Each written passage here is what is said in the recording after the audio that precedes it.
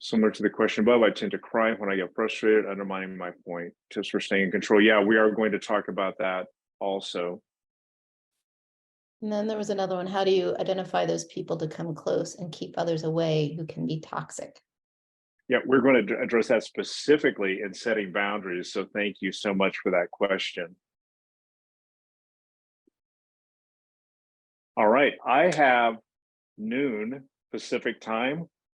See, that would be 1 o'clock Mountain, 2 o'clock in the Central Time Zone, and 3 o'clock where my good friend and co-host Jody Castillo lives.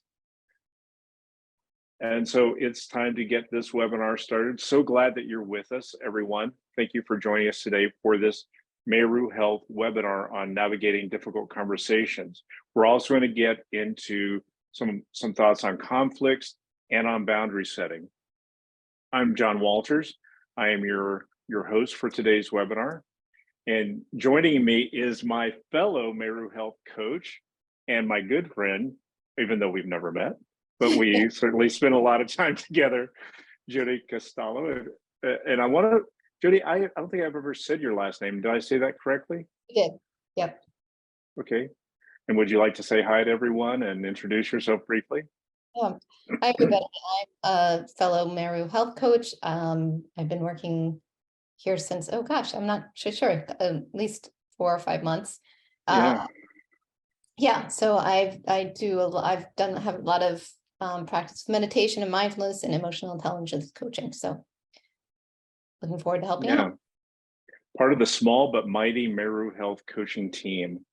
And I'm your presenter today. I'm John Walters. I've been a coach with Meru since October of 2021, so almost 18 months now.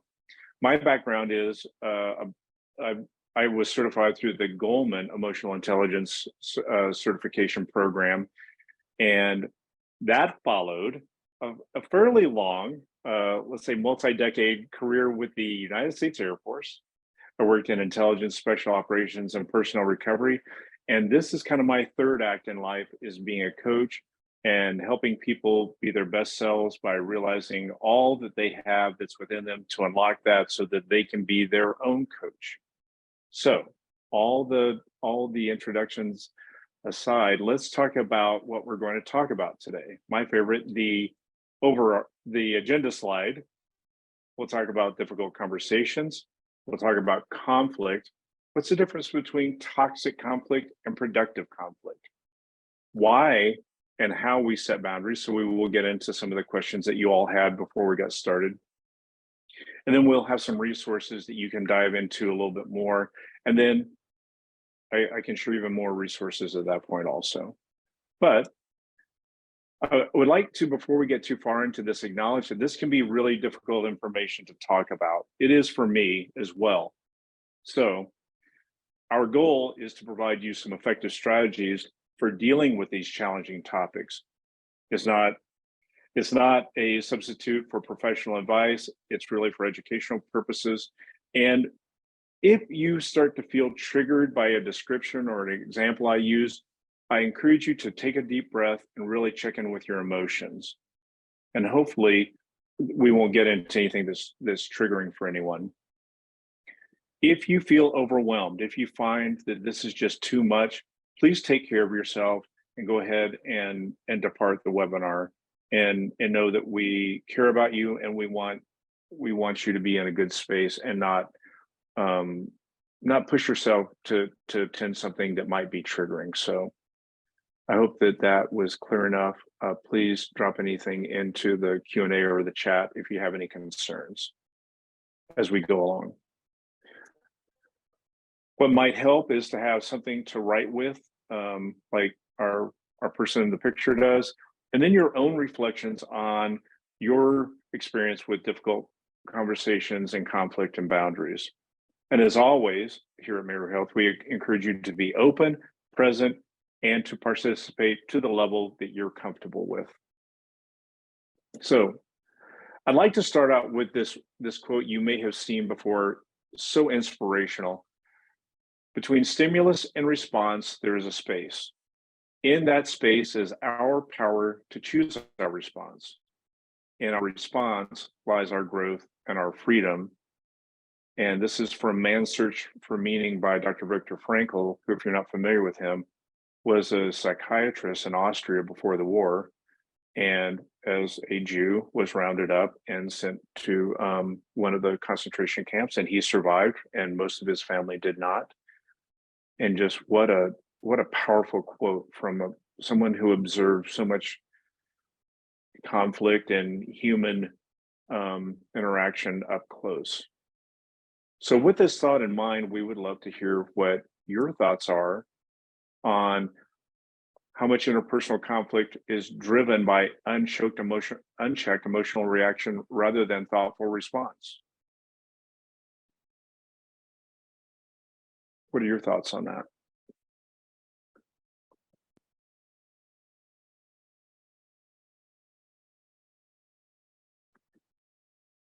We'll give you just a second to. Yeah, thank you. Jody, if you want to look at these as they come in, and I guess we're both looking at them. So Just one that says very true so far. I agree, people can take things too personal. yeah, and that's certainly, we get pulled into that, our emotions get up and we get pulled in, we become emotional through it. Others, I agree, true. Emotional responses can escalate conflict. When I'm not in control of my emotions, I can respond too quickly and say things that don't accurately convey what I really feel. I get quiet because I have to reflect on what is being said, especially if it is unexpected. And that is Dr. Frankl's point, is we have that space to choose our response. And so often we often find ourselves being pulled into the gravitational force of the argument or escalating it. Yeah, someone said it can lead to not feeling psychologically safe. There was others who said something, immediate reactive response. It's hard to stop when things surprise you. It can vary greatly depending on the person / group with whom you're interacting with. Absolutely. Some people just set us up for those heightened emotional responses. I love that comment, about true in online environments where text isn't giving the fuller picture. Yeah. There's a lot of amazing things that happen on the internet, and then a lot of places where you can really get stuck in quicksand, emotional quicksand. Another is particularly true of online environments where the text isn't giving the full picture. Yeah. Someone wished that I was better at being aware of this space and giving myself an opportunity to respond. I unconsciously assume what other people are thinking, and I respond based on assumptions. Yeah.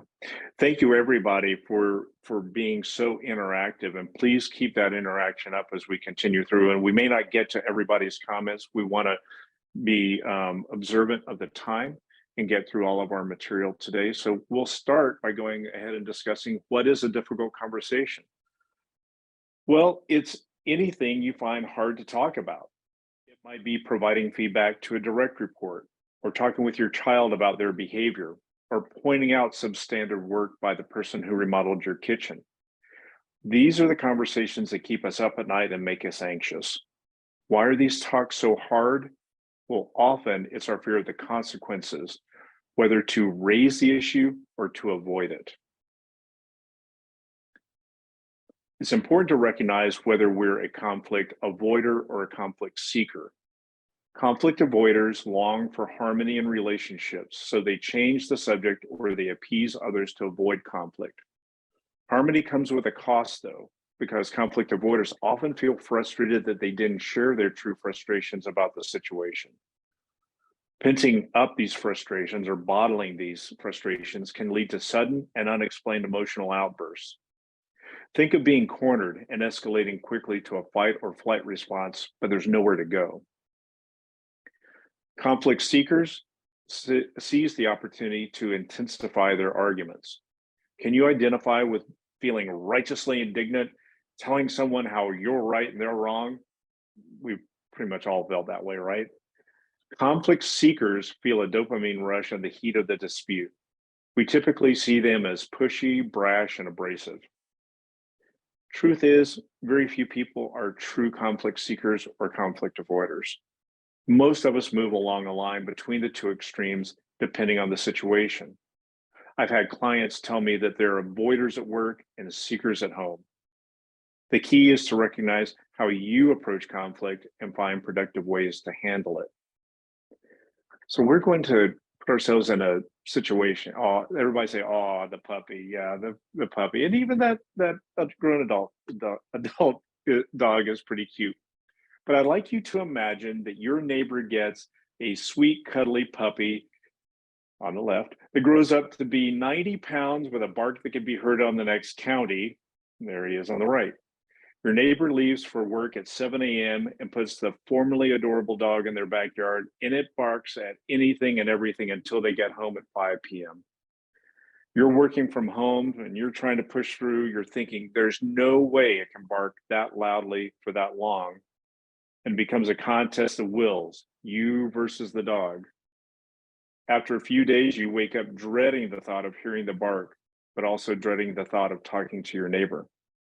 After all, didn't you fawn over that cute little puppy when it curled up in your lap as you sat on their porch? I hope people can relate to this, this or any other situation. So our first step is to recognize our emotions on this subject. In this case, we're feeling exhausted, frazzled, and even a little upset with ourselves for cooing over that cute little ball of fur a year ago. We also want to consider the perspective and the feelings of our neighbors that own the dog. This perspective taking is a crucial point that's often overlooked in difficult conversations. Too often, we only see the situation from our side, and we miss critical insights that might change our approach or even eliminate the need for the difficult conversation. So I would love your thoughts on, what do you think the dog owner's perspective on this situation is?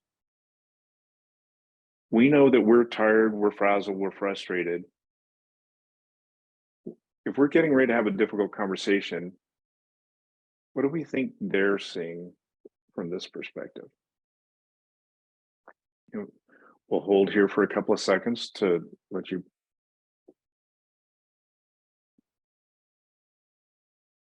I think you're muted, Jody. I bet the dog owner is frustrated with the dog themselves, want the best for their furry friend, don't realize it's an issue. Oops. The Yeah, I owner love it that they may not even be aware of the barking.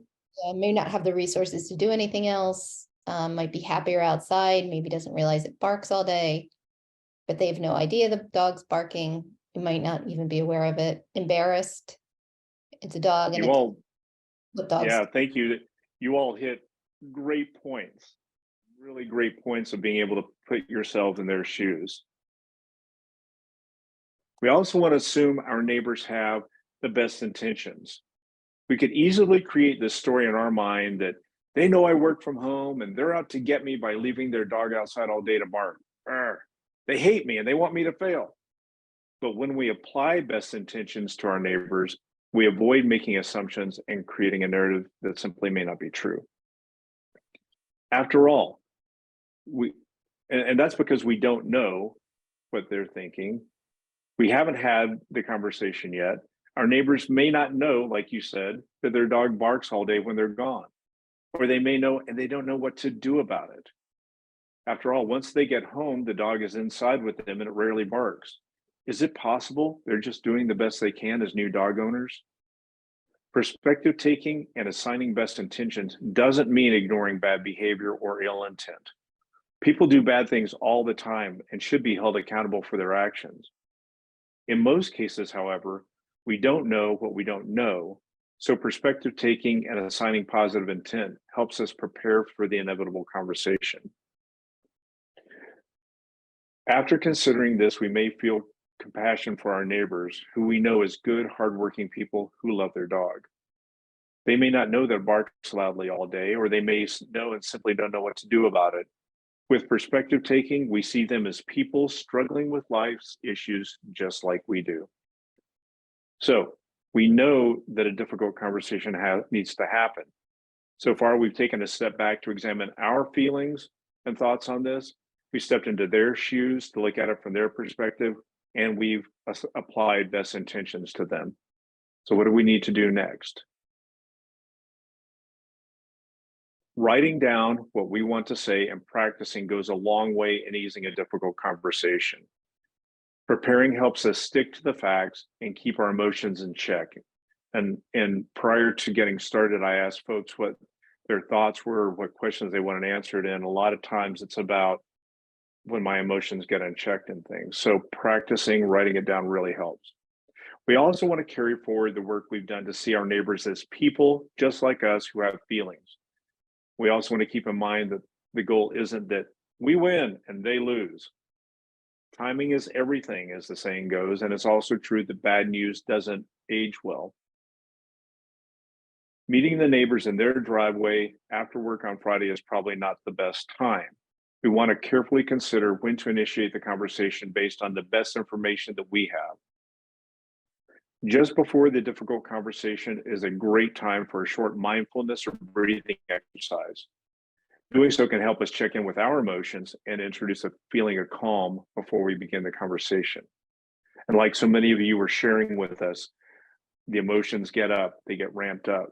If we can start from a place of calm, hopefully we can stay closer to that place of calm and choosing responses rather than reacting emotionally.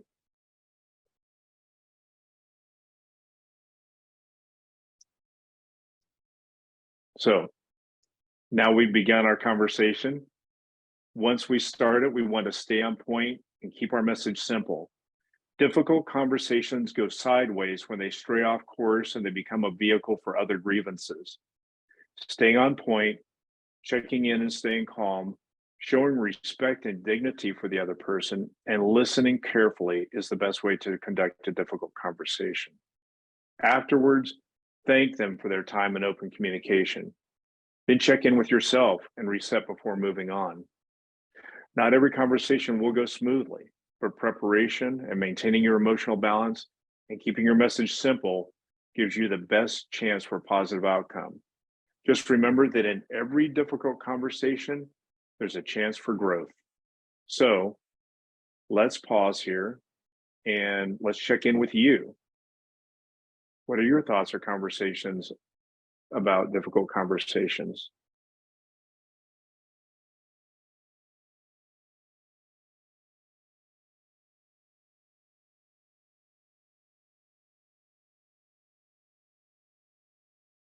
I like the person who said that they might think this is part of being a god. Oh, a dog. Some people are not able to receive feedback objectively. I think also Very true. also good to reset back what you want, say back what you want, hear them say. Yeah. Yes, we're going to talk about that when we get to our next part in conflict, which is active listening. So thank you very much for that. I dread upsetting someone, and also that they might be defensive. When they gaslight you or your feelings or concerns, what do you do then? Yeah. There are some people that it's going to be very hard to have this conversation with. And we kind of talked about this when we were practicing this all together. Like, what if they're just like, nope, I don't care. I don't care what happens when I am gone. Then you will probably have to escalate it to the next, in this case, animal control for your city.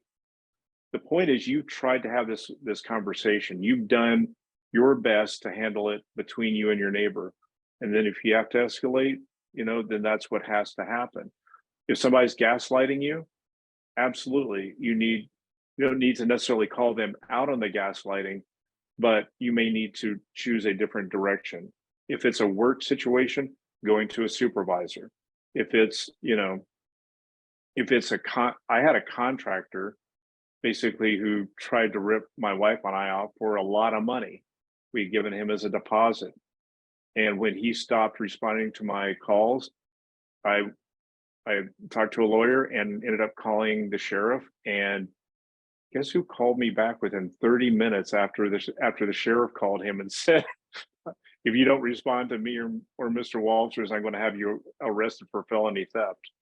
So you may just need to take it to that next level. Yeah, there's two people who mentioned a high level of anxiety before the conversation even happens. Yeah. But it's hard to stay on point. People shut down and forget what they want to say. Yeah.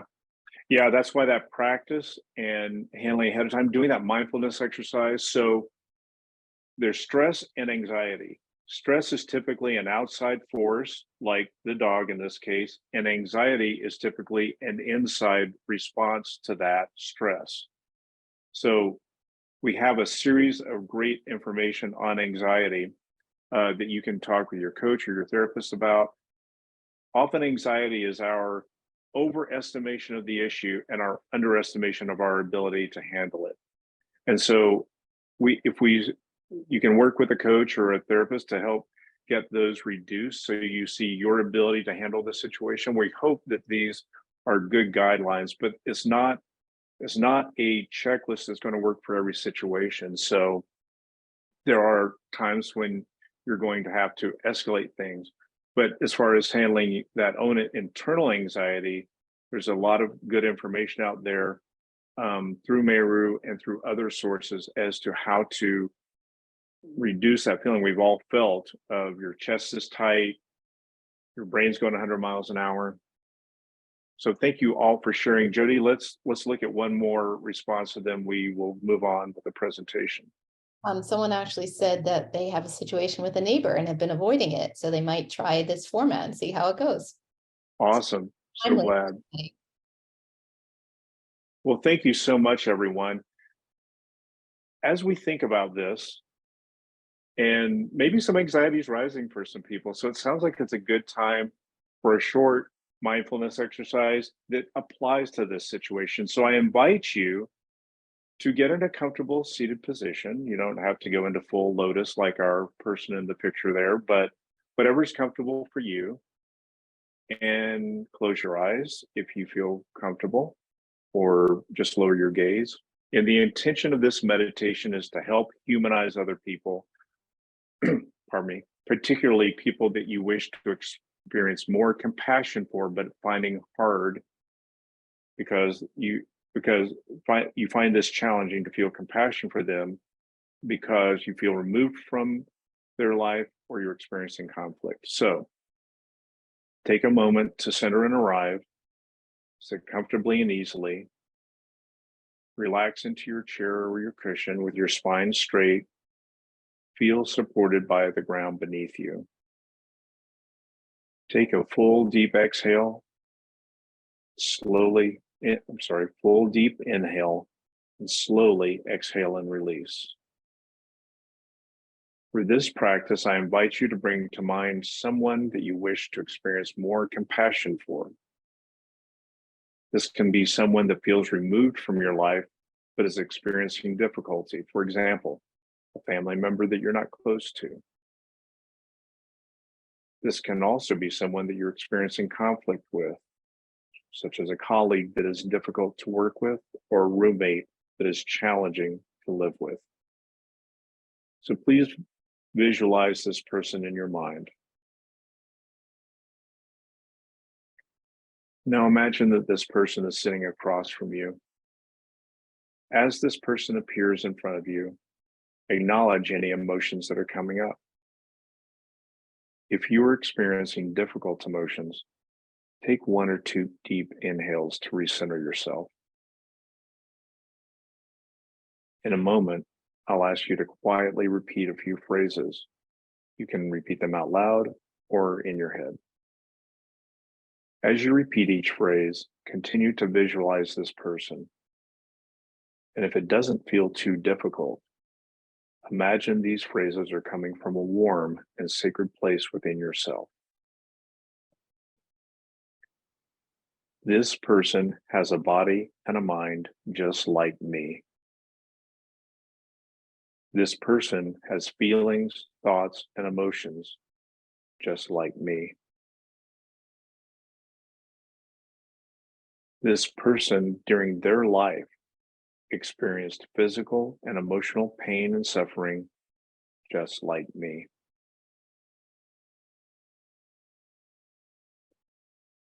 This person has at some point been sad just like me.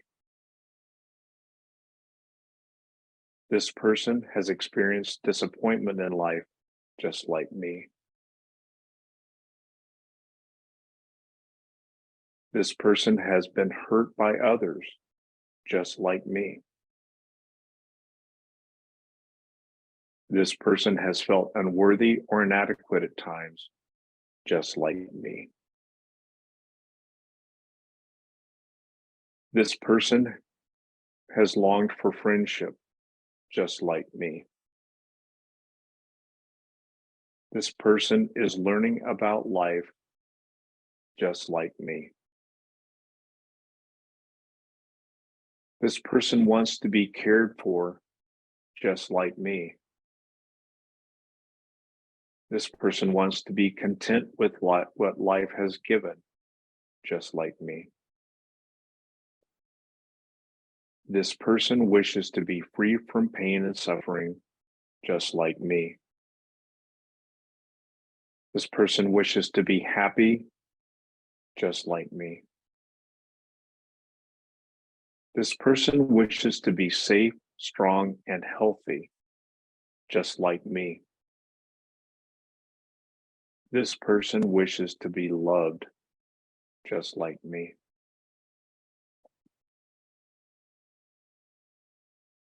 If you can find it in your heart, allow some wishes for well-being to arise within you and quietly repeat these phrases of well-wishing. I wish you have the strength, resources, and social support to navigate difficulties in your life. I wish for you to be free from fear and worry, free from worry and fear. I wish for you to be free from pain and suffering.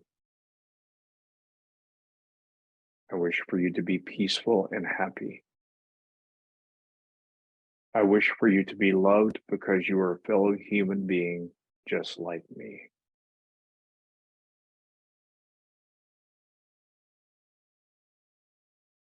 Sit here in the stillness of your heart, breathing in and breathing out love and kindness. And when you're ready, please lift your gaze, open your eyes, and return to our time together. Thank you so much for joining us in that short exercise. And I hope if you were starting to feel anxious about anything, that helped take you to a more calmer place. And also explore the idea that no matter how hurtful someone has been, that they're just like we are.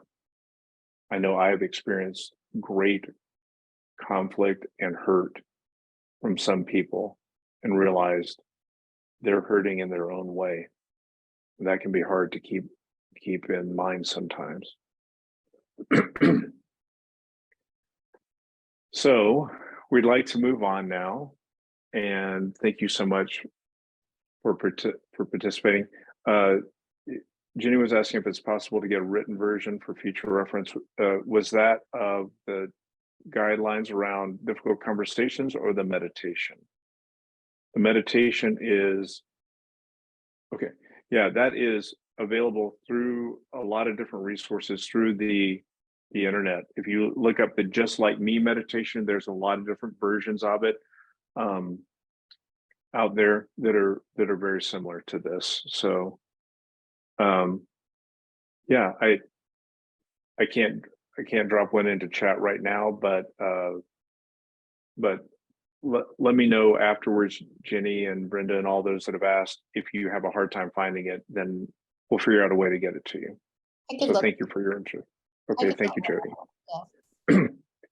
So moving on to conflict, we've been talking about a version of conflict, but let's narrow it down and talk about a different type. So difficult conversations are a chance to reduce tensions, but sometimes the issue escalates into conflict. Most of us have negative opinions and emotions around conflict, but it doesn't have to be that way.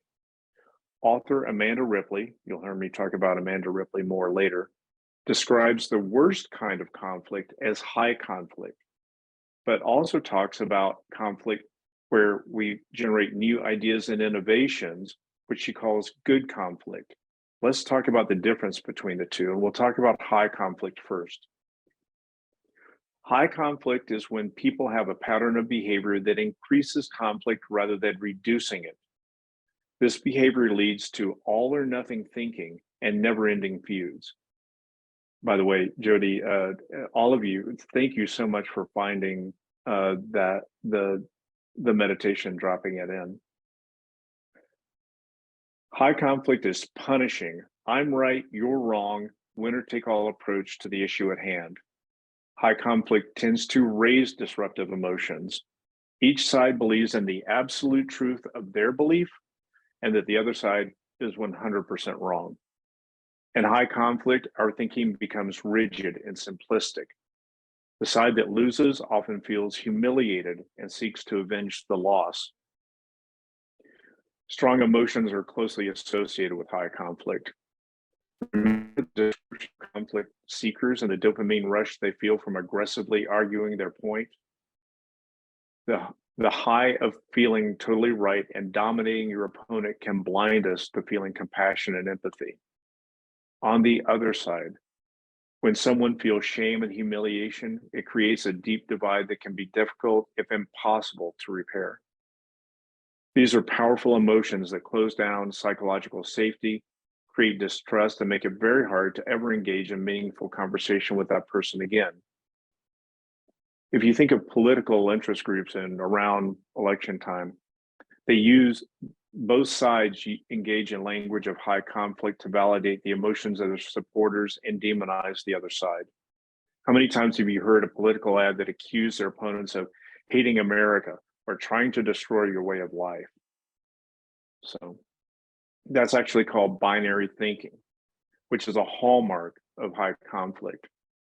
I'm right, you're wrong, we're good, they're evil. These are examples of binary thinking where there's no gray area. Falling into this thinking trap drives us to associate only with those that believe as we do and demonize those that don't. And our brain, by the way, is wired to love binary choices. It was a critical survival tool when we lived in caves and we fought wild animals and the other tribes to survive the day. Binary choices of safe or danger, friend or foe, helped keep us alive for millennia. The problem is we don't live in caves and have saber-toothed tigers to fight anymore. So now it's emails and critical looks or side eye. So that's what gets us going sometimes. Let's turn our attention now to good conflict, which is the antidote to high conflict. In good conflict, we work together towards a common goal. We may disagree and we may even argue over the details, but we are united with others to achieve an objective. So there's two main components of good conflict: active listening and curiosity. Active listening is being mindful and present when new information is presented. It means giving your full attention and letting the other person finish without interrupting. While we're listening, we're focused on taking in information. We're not going to interrupt, mentally critique, or prepare our rebuttal. When the speaker is done, the active listener often completes the loop of understanding by restating what was just said and asks for confirmation. So Jody and I are going to show you an example of this. I'm going to speak, and then Jody is going to use to show an active listening response. So Jody, Yes. I've been thinking hi. I've been thinking about the interpersonal issues that our company's having. I think we can improve on it by asking our prospective hires soft skill questions in addition to the technical ones that we ask. Currently, we're only focused on their skills and certifications. But if we ask them to answer questions or scenarios about communication or conflict resolution, that could help us identify who might have trouble working with others or need additional training. John, it sounds like you're seeing an opportunity to identify potential hires that might struggle with conflict or communication skills, with the goal of reducing some of the personnel issues we're experiencing. Did I get that right? Yes, Jody, you did. Thank you so much for actively listening to me. You're welcome. This is a great example of listening fully, being present, and repeating back. And we talked about that earlier when we have difficult conversations. Well, basically, conflict is a difficult conversation, isn't it? So asking for confirmation shows interest and gives the speaker a chance to clarify. After all, people are far more likely to participate and engage when they feel heard. Active listening is a skill and it takes practice. If you miss a key part of the conversation, ask the person to repeat it. Like any skill, you'll get better the more you practice. Curiosity comes from wanting to learn more and simply saying, "Tell me more." Conflict mediators work with diametrically opposed groups to meet and reduce the distance. A core instruction when you feel uncomfortable with information is to ask, "Tell me more," or similarly open-ended questions like that. So I would love to hear, Jody and I would love to hear, what are some open-ended questions that you use to learn more? We'll take a moment to see those pop up in the chat.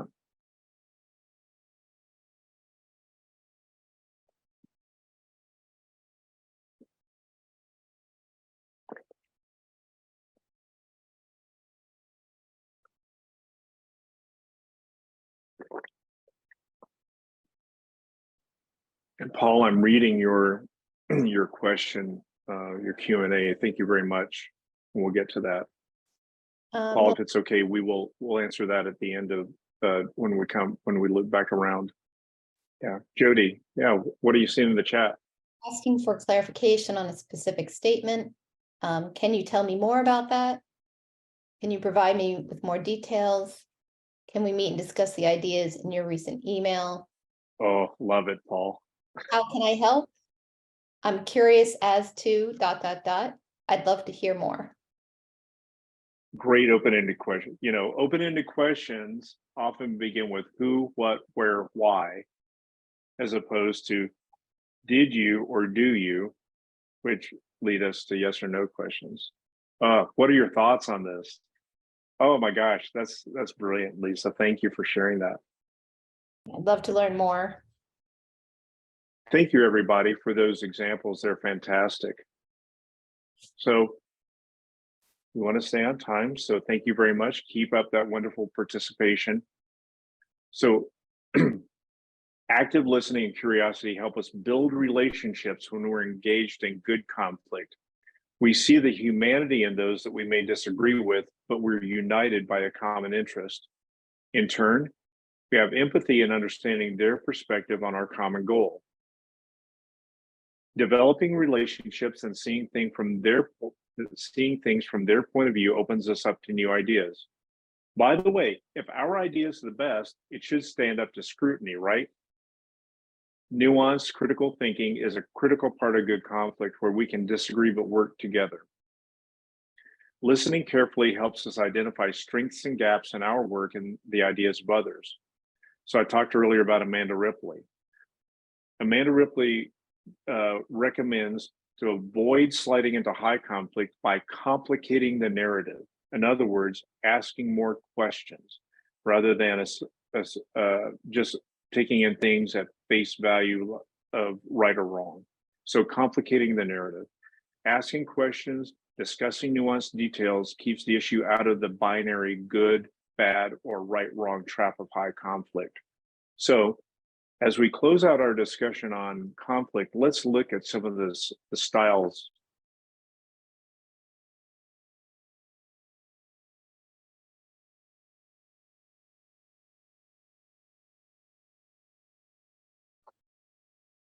You know, when I was putting these together, just the opposite nature of things like complexity versus simplicity, curiosity versus assumption. I've seen these things in conflict. I'm sure you have before. I found a really great video that I'm going to share with you now. And please watch it's an ad for Heineken, but it's not about the beer. Everybody probably wants a beer at this point after thinking about conflict. But I would love for you to watch this and then share your insights after we watch this together. I would describe my political views as the new right. I'd say that I'm left.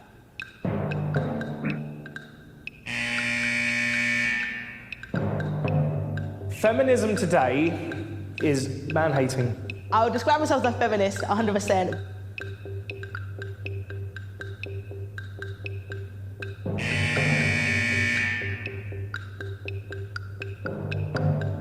I don't believe that climate change exists. We're not taking enough action on climate change. I think it's about time these people got off their high horse and started looking for credible problems that actually exist. It's absolutely critical that trans people have their own voice. That's not right. You can't, you know, you're a man, be a man, or you're a female, be a female. Women do need to remember that we need you to have our children. Could I be friends with someone that says a woman's place is in the home? Right, OK, well, I'm an expert at flat packs. If you have any trouble, just watch me. So it looks like I've got your instructions here. I think so. Let me help you. It's just that bit there.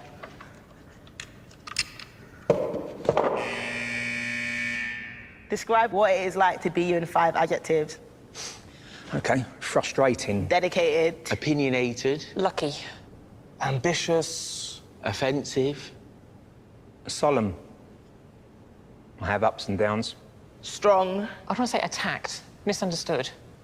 Name 3 things you and I have in common. We're both male, we're both confident, and we're both loudly spoken. We know each other better than people who've known each other for 10 minutes should. You seem quite ambitious and positive, and you've got this really, got a glow. Do you know what I'm saying? Your aura's pretty cool. I'm sensing, are you former military or something? People have said that, but there is no history. So are you then ex-military? Yeah. If you're ex-military, I'm very proud of you already. Well, So I grew up in a bit of a rough state. I've experienced homelessness. I've known what it's like to have absolutely nothing. Yeah. So yeah, I'm definitely most grateful just for life. We've only just met, but I think you're the sort of person that would listen to me and we'd have a discussion rather than argue. Yeah, you could hang out with, man. let's go. My chance. Goodness sake. You're right, mate. Fitter than I look. Perfecto. Oh, yeah. There you go. So basically, I think we just built a bar. Yeah. Okay. Here, each take a bottle and place it on its corresponding markings on the bar. Attention, please now stand to watch a short film. Feminism today is definitely an excuse for misandry, man-hating. If somebody said to me that climate change is destroying the world, then I'd say that is total piffle. So transgender, it is very odd. We're not set up to understand or see things like that. I am a daughter, a wife. I am transgender. I feel like the battle for feminism definitely isn't done. The fight is never going to be over, if I'm honest with you. You now have a choice. You may go, or you can stay and discuss your differences over a beer.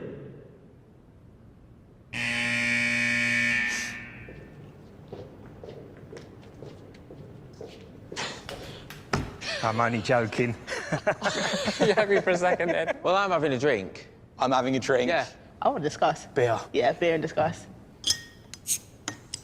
Cheers. At the end of the day, mate, About I've reaching enjoyed out to working with people, you. yeah. And, you know, even if you wanted to convince people about your point, the productive thing to do would be to sit down and have a Engage, just beer. engage. I've been brought up in a way where everything's black and white, but life isn't black and white. Yeah, I'm just me. Yeah. Smash the patriarchy. I'll give you my mobile number, you give me yours, and we'll keep in touch. I'd have to tell my girlfriend that I'll be texting another girl. She might be a bit upset with that, but I'll have to get round that. I'll have to tell my girl. She'll have to lump it. Thank you so much for watching that with us, and I would love your thoughts on what you're taking away from that video.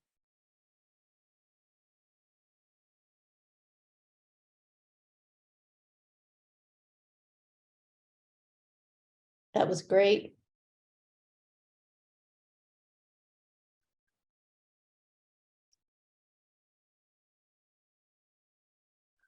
Yeah, that one really moves me every time. I've probably watched it 15 times. Can we do this in real life? They found common ground first. Great video demonstrated how humanizing someone really breaks down, when someone really breaks down barriers, start with what unites us rather than what divides us. It's very powerful. What Jamie said, people feel heard and seen, the conversation flows. Seems easy to be rude, curt, oppositional when online. They connected I- first before addressing differences. Yeah, I wanted to point that out, Jody, what Angela said. They connected first. So they had a common goal, you know, and then that really helped them connect. Sharing vulnerability and weakness can lead to compassion and connection. Despite differences, there's always a point where people can interact civilly. Some of my friends assume that I think the same as they do because we like each other. Yeah, right. Isn't that an interesting thing when you bring up a subject and all of a sudden you find, no, we're not, we disagree on that one, but we can have it, but Lisa, to your point, you're friends, and hopefully that friendship gives you a way to move forward in conversation. Although, you know, there have been topics in recent that have split families and friendships, but if it's strong enough, hopefully that gives you a base from which to move on to. Yeah, and Lisa says it usually does. However, if it's not, it moves us to our third discussion today, which is setting boundaries. Or it could be an opportunity for setting boundaries. Hopefully, we don't need to with people. We're surrounded by wonderful, insightful, emotionally intelligent people, but sometimes we're not, and that's okay. So despite our best efforts, sometimes we simply need to set a boundary with someone or something. Examples include people who ask for too much, or they act inappropriately, they make plans they don't keep, or treat you poorly. In all the situations I just described, you can save your emotional and mental well health by setting boundaries. I highly recommend the book Set Boundaries, Find Peace by author Nedra Glover Tawwab. And she describes boundaries as expectations and needs that help you feel safe in your relationships. And yes, I know I just said the name of the book quickly. It's in our references that you'll see in just a minute here. So, when do you need boundaries? Some key signs to look out for are when you feel overwhelmed and you're burned out because you're just trying to please everyone or serve everyone. You feel resentful because people keep asking for your help. You may start avoiding them, you know, even. You know, or you complain about how you help others and you just don't get anything back from it. Boundaries prevent us from overextending ourselves by limiting the commitments we make. They are a self-care practice. Boundaries help us recharge our emotional and physical boundaries. They also help us define roles in our relationships, and they communicate both acceptable and unacceptable behaviors. This creates clarity. They're a way to feel safe. What are some of the boundaries you set? Or what's a boundary that you, and we would love to hear from you, what's an example of a boundary you set, or what's an example of when you should have set one? I also put a link to that book in the chat. Thank you so much, Jody. And we'll have a lot of the stuff that we drew the material from on a slide here in just a couple of minutes as we wrap up. Work hours and self-care. Workout, Jenny, I agree on work hours. That is an example of setting a boundary with an organization. I did the same thing. I watched people, our work hours were 7:30 to 4:30 with an hour for lunch. I would see people there at 6:30 and still work till 5. It's just not, there are times when it has to happen, but if on a regular day, no, you need to set a boundary with, this is what I get paid for. I'm here from 7:30 to 4:30 with few exceptions. One said I need to Boundary. and dating, in-laws visiting. As a male middle school teacher, I tell my students very little about my personal life. In 1997, I might give a side hug to a graduating student, but now I salute the student across the room. Yeah. I need boundaries with my parents, having time limits with certain people, especially. So I hear a lot of great people saying, I need boundaries in these situations, like in dating or with my parents. Let's talk about the different type of boundaries that there are, and you may identify with these. Some of us have tried to set boundaries, but we haven't been able to. And sometimes it's because they've been porous boundaries. Our boundaries were weak, they were poorly expressed, and they can actually be unintentionally harmful. When we have porous boundaries, we have trouble saying no to other people's requests and demands because we're kind of people pleasing and we have a fear of being rejected. Sometimes we set rigid boundaries, and that creates a wall to keep people out. We do so as a way of keeping ourselves safe. And these rigid boundaries keep people at a distance emotionally and physically, and they set a really high bar of expectation for others.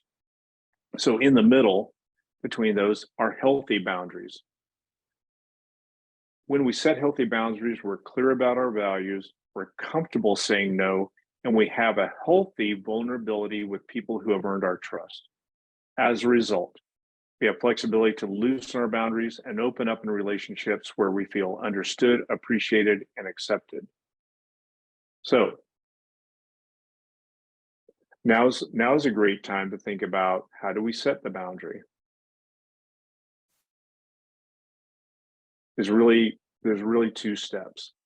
We need to verbally communicate the boundary clearly, calmly, and firmly, and in as few words as possible. This gets back to some of the similarities with our difficult discussion, right? Explicitly stating what you expect leaves little room for misinterpretation. So I'm going to pause for a few seconds to give you all time to think about how you would communicate a boundary. And we're not going to put it in the chat, just think about the language you would use.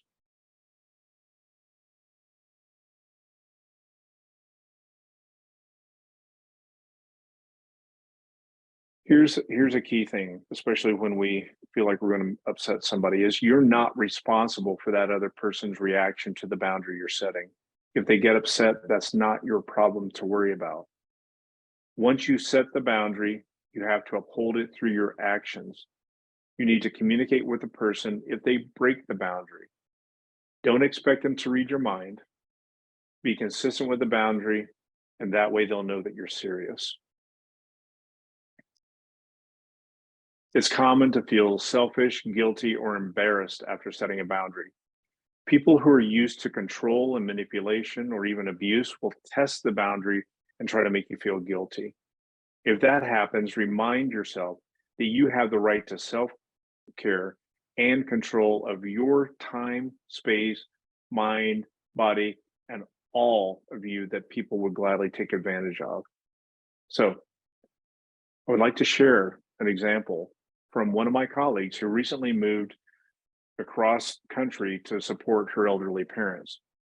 She had a tendency to say yes to everyone else's requests and put herself last because she worried that if she didn't say yes, things would fall apart, which would be even worse for her.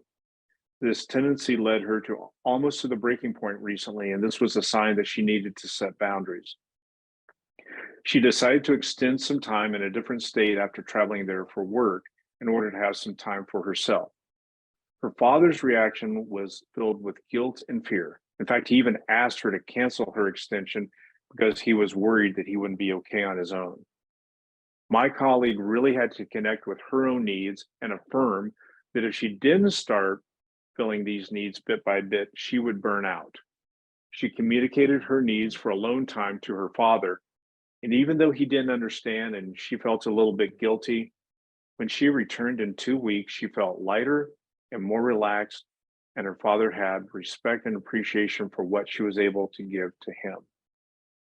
So, as we close our thoughts on boundaries, others might say, and you might tell yourself, that you're being mean or hurtful by setting a boundary. And the truth is, you're showing love and respect, both for that person and for yourself, when you clearly communicate the boundary and you uphold it with your actions. One last thought. It's never too late to reinstate a boundary that you've let lapse. If you feel exhaustion or resentment in a relationship, take strength in the knowledge that you've gained today. Be proud of boundaries that you set, knowing it's the first step to a healthy relationship with the other person and with yourself. So with that, that's the end of our presentation. And Jody and I thank you very much for all of your participation, your interest, and we have some time left here. I'll be happy to stay even a little bit over to talk with you through chat on your questions. Paul has a couple of questions, and here are the resources from today, if you'd like to write any of these down or take a screenshot of that. So I see some questions that are coming up, a lot of great questions. And Jody, if you need to leave, then yeah, thank you so much for being with me today, being my wing person, as we described earlier. Folks at home, I hope give a big hand to Jody for being awesome, because she is. So I want to go back to Paul had a question earlier. How to assertively raise a problem when the other person is avoiding. Paul, first of all, I would point you to the book, Getting Along with Amy Gallo, because she does an amazing job of identifying certain personality types that it's hard to communicate with. And one of those are avoidant or even passive aggressive personalities. So that's a really great resource for you. And it goes much more in depth than I can here. Toxic, in your question, you talk about toxic positivity. And the problem with toxic positivity is that it never addresses what could be the issue and what could be the hard work of working together to come up with a solution. So I've seen that in other workplaces, and there may just be times when if and you describe a school culture that sounds like there's a lot of broken issues. That culture by the collective has to change for this to be a norm, because it sounds like it's not currently the norm where you work. So I don't have a great answer for you. I would encourage you to follow the work of Amy Gallo and her book, Getting Along. And you may have to set some boundaries with that organization. And just because if it's affecting your ability to operate within that space and the culture isn't going to change, then you may just need to set some boundaries and determine what you're willing to give to that organization. So I hope that helped, Paul. You also asked to explain the difference or interrelationship between the term boundaries and codependence. I don't want to get into definitions by the DSM or anything else, but there's definitely a tie with codependency and setting boundaries there. And I don't want to get too deep into it because I'm a coach, I'm not a therapist. I can't get too deep into it, but boundaries help us avoid codependence, and especially codependence that we realize is having a negative effect on us. Jennifer asks, what happened when boundaries are not respected? By conveying them a few times. Then Jennifer, people will test your boundaries, and being very clear in your communication. And you may just have to, like if you set the boundary at 5 feet, you may have to extend it to 10 feet and just say, look, I want to maintain our relationship, but I've asked you to not, might be calling me after 10 o'clock at night. I've asked you not to call me past 10 o'clock at night, and you continue to call me past 10 o'clock at night. So here's my new boundary. I've set it out another 5 feet. So I don't know, Jennifer, it's kind of a case by case basis. And you may just have to take a time out from that relationship for a while if that person just keeps pushing it. Certain personality types just push back in boundaries no matter how clearly they're stated. And that may be a good time to reconsider that relationship. Sometimes it's something you don't have any choice over, like a work relationship, and that can be very difficult. So I hope that that has helped you. Jennifer or Jenny, you asked about, is there a way to diminish the dopamine rush for someone who enjoys high conflict? First would be recognizing it.